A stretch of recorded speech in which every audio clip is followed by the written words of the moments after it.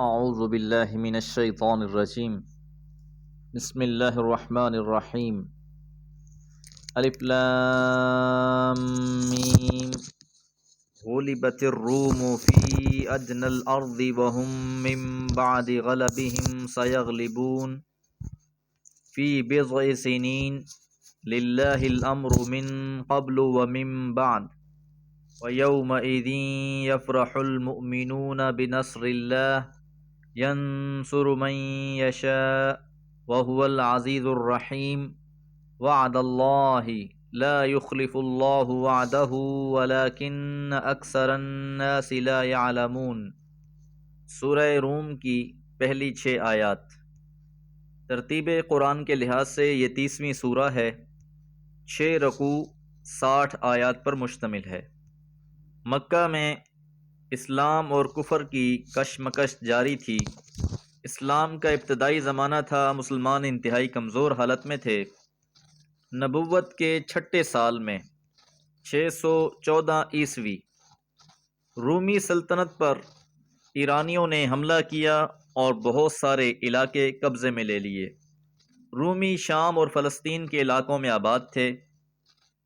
مذہب کے لحاظ سے یہ نصرانی تھے، عیسائی تھے، اور ان پر ایرانی مجوسی جو آگ کی پرستش کرنے والے تھے غالب آ چکے تھے۔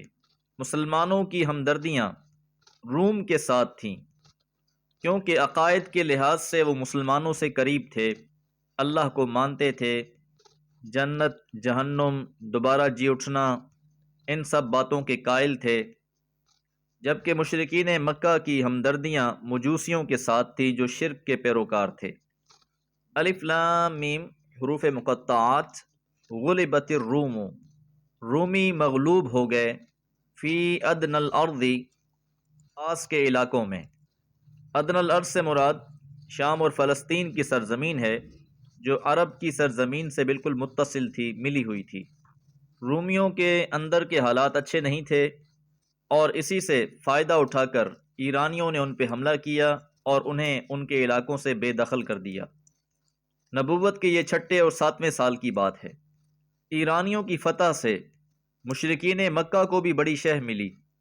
انہوں نے بہت سی باتوں کا مذاق اڑانا شروع کر دیا، دین توحید کا مذاق اڑاتے، ایرانیوں کی فتح کو مستقبل میں بھی اپنے غلبے سے تعبیر کرتے، رومیوں کی شکست کو مسلمانوں کے حالات سے تعبیر کرتے۔ بس انہی حالات میں اللہ تعالیٰ کی طرف سے یہ اعلان کر دیا گیا کہ رومی جو فی الحال تو مغلوب ہو چکے ہیں، وَهُم مِّن بَعْدِ غَلَبِهِمْ، کہ وہ اپنی مغلوبیت کے بعد ان قریب سَيَغْلِبُونَ، غالب آ جائیں گے۔ قرآن مجید نے یہ پیشن گوئی فرما دی۔ فی بضع سنین، چند سالوں میں۔ بضع لفظ عربی میں 3 سے 9 کے لیے استعمال ہوتا ہے، تو قرآن مجید میں اس بات کا اعلان کر دیا گیا کہ چند سالوں کے اندر اندر روم والے پھر ایرانیوں پر غالب آ جائیں گے۔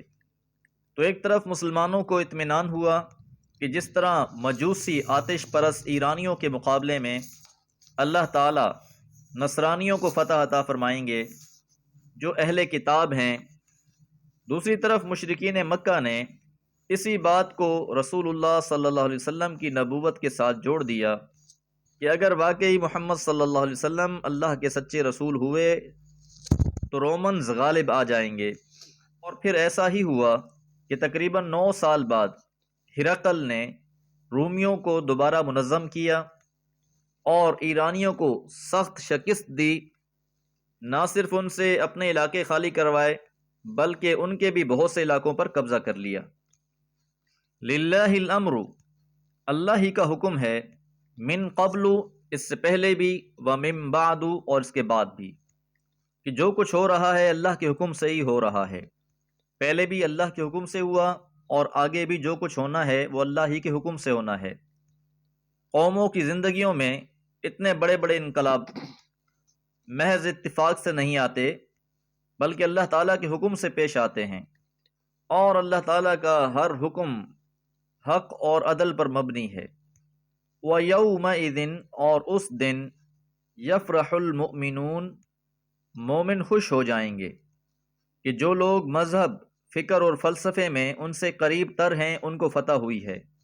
اور اسی طرح یہ عظیم پیشن گوئی حضور علیہ الصلوۃ والسلام کی رسالت کی صداقت کی ایک بہت بڑی دلیل بھی ہے۔ اب یہ مومنوں کی خوشی بنصر اللہ کی مدد سے ہے۔ ینصر وہ مدد کرتا ہے، من یشاء جس کی وہ چاہتا ہے، وہو العزیز الرحیم وہ خوب غالب اور انتہائی مہربان ہے۔ اب اس میں ایک لطیف سا اشارہ ہے کہ ان قریب اللہ تعالیٰ مومنوں کو بھی فتح عطا فرمائیں گے، قوت عطا فرمائیں گے، کافروں کو شکست ہوگی، اور یہ معاملہ بھی مومنوں کے لیے خوشی کا باعث بنے گا۔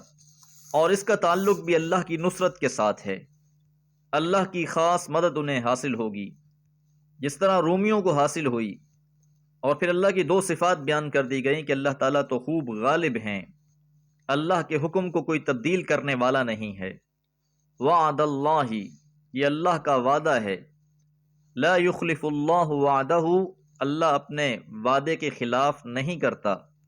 تو یہ جو اللہ تعالیٰ نے آیات نازل فرمائی ہیں یہ اللہ تعالیٰ کا حتمی فیصلہ ہے، اللہ کا وعدہ ہے۔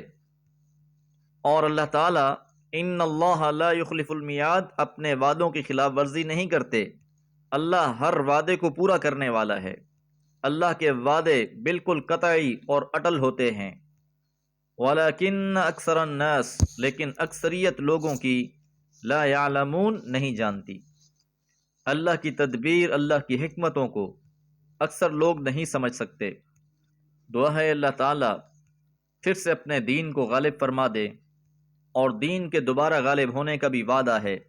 حضور علیہ الصلوۃ والسلام کا فرمان ہے کہ زمین کو میرے سامنے سمیٹ دیا گیا، میں نے اس کی مشرق دیکھی، مغرب دیکھی، شمال دیکھی، جنوب دیکھی، ہر سمت ایک ہی جھنڈا لہرا رہا تھا، لا الہ الا اللہ۔ دعا ہے اللہ تعالیٰ اس دین کے غلبے میں ہمارا نصیب بھی لکھ دے۔ وما علیہ الا البلاغ۔